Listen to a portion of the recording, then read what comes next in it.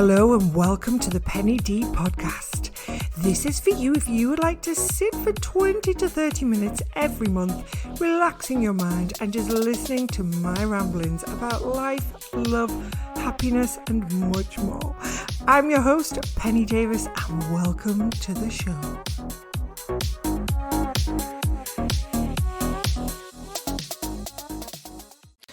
Well, I don't know where this year has gone, but it is absolutely flown by. So I'm really conscious that I've not done any of my podcast episodes for absolutely ages. I think it's about most of this year. And it's been for a very good reason. I have started doing a radio show on a Cheshire radio station called Mix 56, The Penny Dee Show. And I interview lots of really interesting women. My show is all about happiness and positivity and wellness.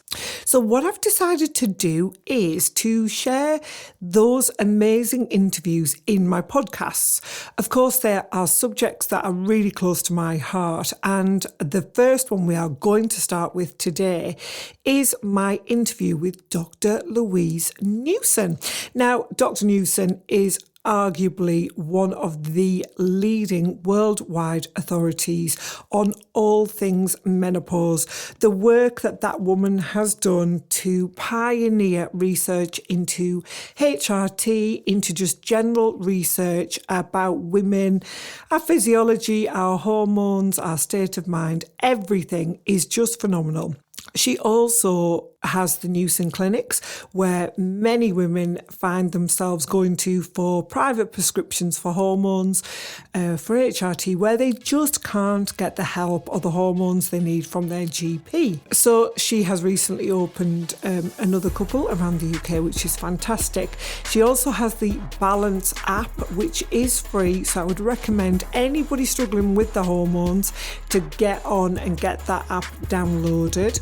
And she's just released a course which you can buy on a subscription, which is a very detailed course into menopause. It is for anybody else who is really deeply interested. So that is the calibre of my guest today. This, as I said, is an interview that I played on my show last month, and it's absolutely amazing. I know you're going to love it. It's packed full of information. Dr Louise Newson is, of course, an incredibly knowledgeable, compassionate woman, and I really hope you enjoy this interview.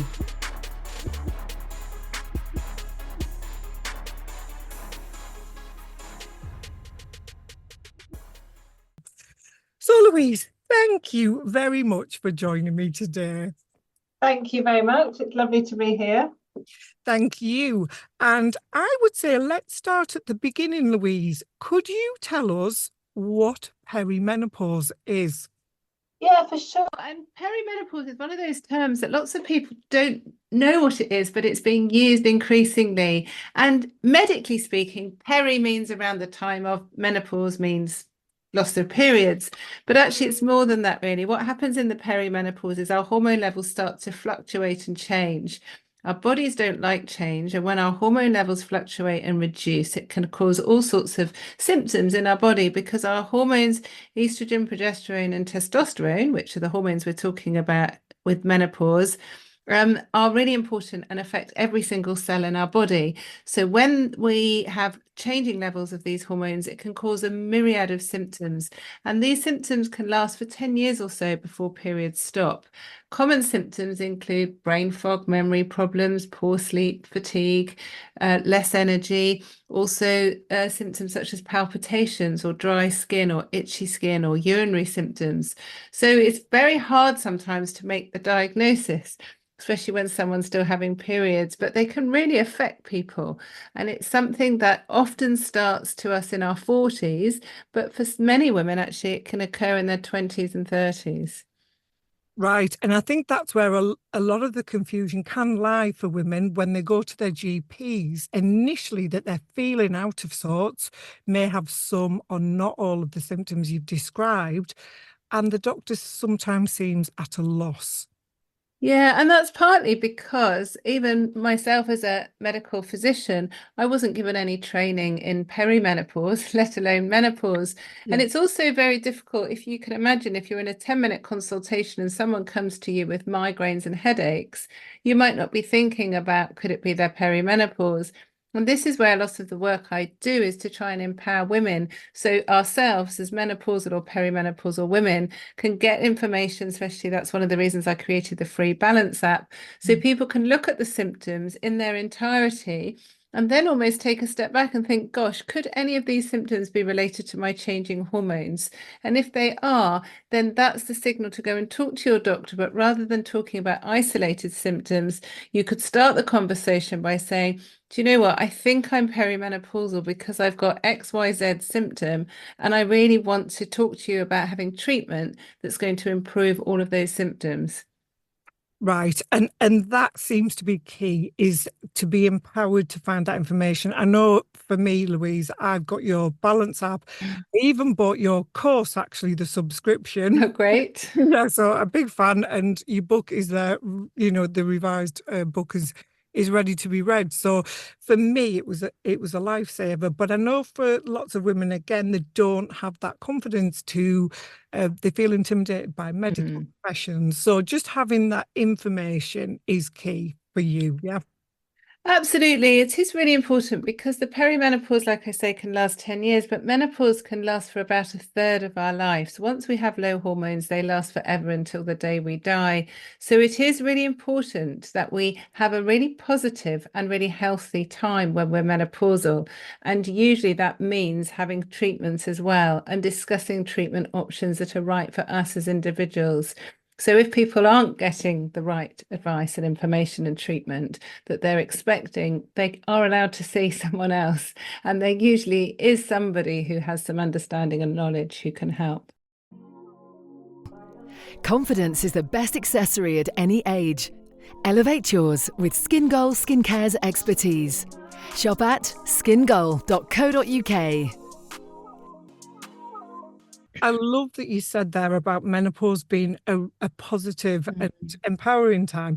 It should be. There are benefits to being menopausal, but often we don't feel like that. So I thought that was an important message, that you can feel good in your menopause and in your peri.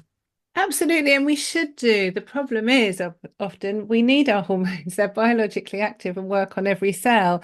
And so often we do feel that, our lives are becoming smaller, more restricted. A lot of the mental health symptoms can really negatively affect us. But once we have the right treatment, and often a combination of treatments, so thinking about hormones, thinking about what exercise we're doing, what we're eating, how we're sleeping, how we're looking after ourselves, when all of those come together, that's when it can be a really positive time in our lives. Right, brilliant. And talking of HRT, I discovered testosterone again because I do follow you. And to speak briefly about my experience, I was on my estrogen. I'd asked, I did have a bit of a Mhm. fight actually, Louise, with my GP, but, she got there with me. But it never felt like I felt like something was missing. Mm. And as I discovered testosterone, and I did manage to get that from my GP, I was on your wait list actually because I didn't know where else to turn. That was the piece of the jigsaw for me that has taken me back to feeling great. So, can you talk a little bit about testosterone and how that would fit in? Yeah, it's interesting, isn't it? Because testosterone is actually the most biologically active hormone we have. We produce more testosterone than estrogen when we're younger, yet most of us don't realize we have it and how important it is. And it works on every cell in our body, but our brains actually produce testosterone as well as our ovaries. And as we get older, levels of testosterone reduce. But testosterone can stimulate every cell in our body, especially our brain cells. And many women, like you, find that when they are using testosterone in the right dose, that their mood, energy, concentration, stamina improve. It also can improve bone strength. It can also help with our heart function as well. So it shouldn't be overlooked, really. The guidelines say we're allowed to prescribe it if women have reduced sexual desire despite taking HRT. But we often find that other symptoms improve, which is no surprise the way it works physiologically in our bodies. I must say, I initially did go for libido myself, but the benefit that I found in terms of brain fog, energy, my brain fog just cleared. It was like the mist cleared for me. My energy, my drive, my ambition all came back. So, that is one of the most important things that I think gets missed out of the conversation, is testosterone. Absolutely. And I think it's completely, I've said it before, actually barbaric and wrong that we're not allowed our own hormone back, even when you have it prescribed to you through the NHS. Then it's the male testosterone that's given in lower doses, of course, but men have a licensed preparation available, but it's not licensed for women. And I think it's terrible, actually, that we can't have our own hormone back. It's one of the safest medicines I've ever prescribed as a doctor. We monitor blood tests, we review people regularly, so we don't see side effects usually because we're just replacing what's missing in a normal female physiological way. Would it ever be appropriate to try testosterone before the other hormones? It's a really great question, actually, Penny. And increasingly in my clinic, I do speak to women who I feel are more testosterone deficient than estrogen deficient. So some women who are having regular periods, they're not having any flushes, sweats. I do their blood tests and their testosterone level is very low. Also, testosterone is very anti-inflammatory in the body, and so it reduces inflammation. So does estrogen and progesterone. But some women, for example, those with endometriosis who don't want to have more and more estrogen, it can actually work as an estrogen sort of sparing hormone as well. So we do sometimes, not very often, offer, with shared decision making, testosterone before estrogen. In some women, for example, those with endometriosis, we might give testosterone and progesterone and then add in estrogen as needed. And during the perimenopause, our hormone levels really fluctuate. And if women are still having regular periods, they're still producing some of their own estrogen and progesterone. So it might be that initially they don't need it or they don't need much. And then we continue the testosterone and add in an increasing dose of estrogen and progesterone with time.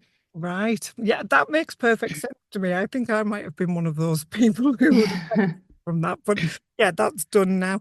And could you talk to me about the benefits of HRT across the board and then just debunk any myths or fears that women would have? Yeah, it's one of the most scared and worried about treatments I think that's ever been given. It's only 3 letters, hormone replacement therapy, and actually I think it should be changed to just hormone treatment Yes. or women's hormone treatment because that's all it is. We're very fortunate now that we can prescribe the body identical hormones, which basically means that biochemically they're exactly the same as the hormones we produce when we're younger. They haven't been chemically modified in any way. Whereas other hormones, for example, contraceptives, have been chemically modified. So it's very safe because all we're doing is replacing the missing hormones. If you get the right dose and type for you as an individual, of course, your symptoms will improve because the symptoms are due to a hormonal insufficiency. But more importantly, for me as a physician, we know that women who take HRT have a lower future risk of really important diseases such as heart disease, osteoporosis, diabetes, dementia, and earlier death. Actually, people who take HRT live longer than women who don't. Wow. But it's about being healthy. It's not just the age that we die, it's the journey to that age. And the more we live longer, and we do live longer than we used to 100 years ago on average, we are menopausal for longer. So taking HRT has many health benefits as well as quality of life benefits. People still worry about this perceived risk of breast cancer with HRT. And this stems from a study that came out over 20 years ago called the Women's Health Initiative Study, the WHI study, which basically was giving the wrong type of HRT to the wrong type of woman. And they were giving synthetic hormones, so different to the hormones we prescribe now. And they started them in older women. But the risk of breast cancer they found was with women who took estrogen and a synthetic progesterone, and the risk was actually very, very small. When they've looked at the data properly, women who took estrogen on its own actually had a lower risk of developing breast cancer. So we know the estrogen is very safe. And the progesterone we now prescribe is not the synthetic progesterone, it's the natural progesterone, which is probably also associated with a lower risk of breast cancer. Any study has shown that women who do develop breast cancer taking HRT have a lower risk of dying from breast cancer. And of course, women will get breast cancer if they take HRT, the same as women who get breast cancer who don't take HRT, because breast cancer affects around 1 in 7, 1 in 8 women. But being on HRT and developing breast cancer doesn't mean that HRT has caused it.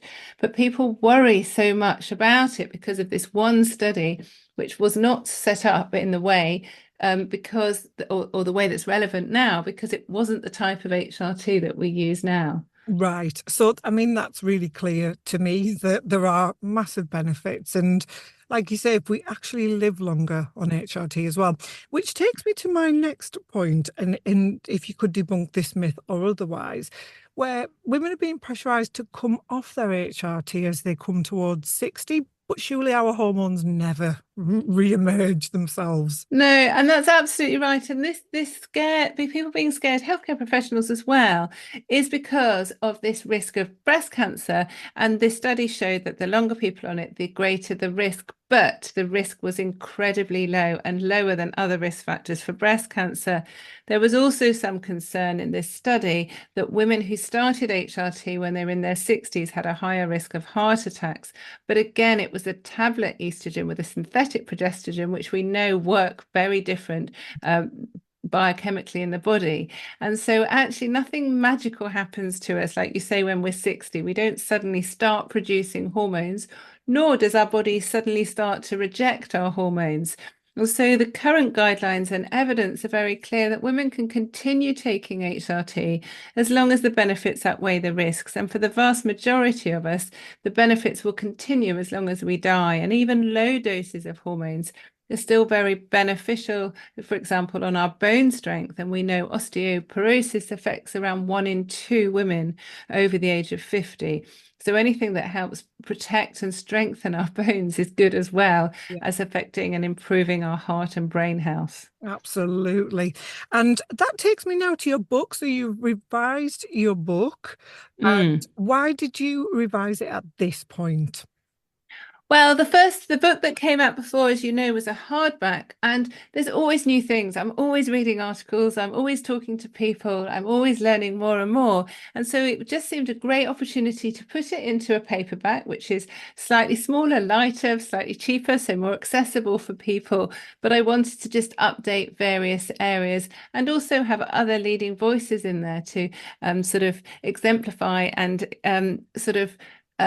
put a spotlight on some of the things that I was saying. And for those of you who have seen it, it was a great opportunity to have a different colour. It's a bright yellow cover, which is good as well. It's very cheery. And, you know, even if you can revise a book after, it was just a year, actually. I just did it. Yeah. And, you know, how much information you must have already, you know, new information that you want to get in there. Yeah. I think just illustrates how little research is going on in this field. Yeah, for sure. And what's frustrating though, Penny, is a lot of it we've known for many years. I've got a pathology degree. I'm very interested in science. And when you look at how our hormones work in a biological way in our body, that's what we're talking about with HRT. So if you know how the hormones work in our brain and our body and all our tissues, then you know, actually, gosh, the consequences of not having them, you can quickly understand why people get symptoms and health risks. And so it's changing the conversation away from HRT, from this scary study, to actually what do the hormones do in our body? Why do we need them? And that's where the conversation is really advancing, I think, because people are understanding the role of hormones more and not so scared of HRT that they were even a year ago, because as you know, women aren't stupid. Once we're given information, we can really delve and learn and make decisions for ourselves. You know, I'm not here saying everyone has to take HRT. Like I would say, not everyone has to exercise. They have to know that there are benefits of exercise, there are benefits of HRT, and then we as individuals can decide. But what's happened for many, many years is that women haven't been given a choice, and they haven't been given the right information to make that choice, which is more of a problem. Right, absolutely. And to that point, Louise, if you could go back to yourself, what would tell yourself about your menopause and then encourage other women to do now?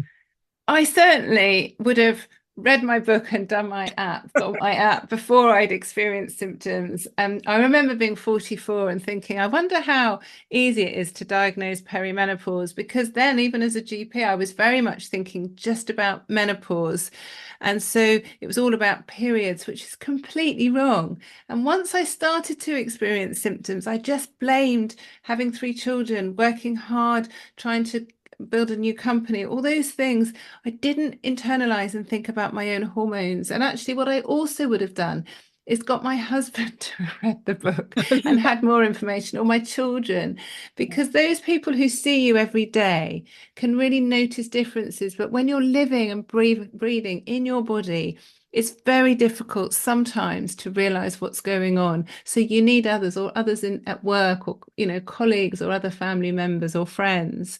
So I think, and also realizing there's no shame in having symptoms. It doesn't matter. The important thing is trying to get the right help and treatment. Oh, that's brilliant. And Louise, where will people find your book? Where's the best place to go for that? Well, there's lots of places. If you go to my website, drlouisenewson.co.uk, there's a link with different places, because some people, if they want it going abroad, for example, some of the shops that are listed will send it abroad, so you can have a look there. And there's also the Audible copy, so I have actually recorded it myself, reading it out, so people can download that as well. Brilliant. I love that. And if anybody does want to come to your clinic, how would they book an appointment? So the clinic is called Newson Health. So it's just newsonhealth.co.uk. And in fact, many women just come to our clinic once or twice, because once they're on the right treatment for them, often the NHS GPs are really great at continuing the treatment for those women. Right. That's brilliant. Louise, I could talk to you all day about this. Thank you so much for your time. Oh, thanks, Penny, and thanks for having me on. It's been great. Well, I hope you enjoyed that interview. It was a real thrill to speak to Dr. Louise. As we talked about in the interview, she does have her latest book out, so I will put all of the links into the show notes of where you can see and hear Louise and where you can get her book, and I will also give you the link to my radio show. You don't have to be in Cheshire to listen to it. You can download the app, or you can listen on your smart speaker.